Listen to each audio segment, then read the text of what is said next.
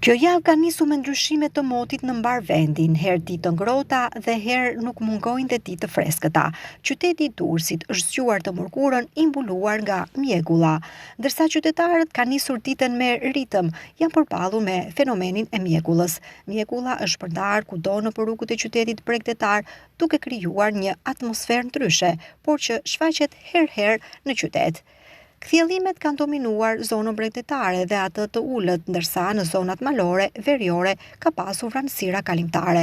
Moti ka qenë i paqëndruar me kthjellime dhe vranësira, të cilat janë shoqëruar her pas here me rreshje me intensitet të ulët në pjesën më të madhe të territorit, në formën e shtrëngatave afat shkurtra në orët e paradites gjatë ultërsirës perëndimore në relievet malore të saj. Era nga ana tjetër ka fryrë në drejtimin kryesor nga kuadrati i perëndimit me shpejtësi mesatare 2 deri në 7 metër për sekond, e shoqëruar me vallëzimin në det të forcës 1 deri në 2 ball. Mjegulla ka vazhduar deri në orët e para të ditës dhe më pas magjia e saj ka përfunduar.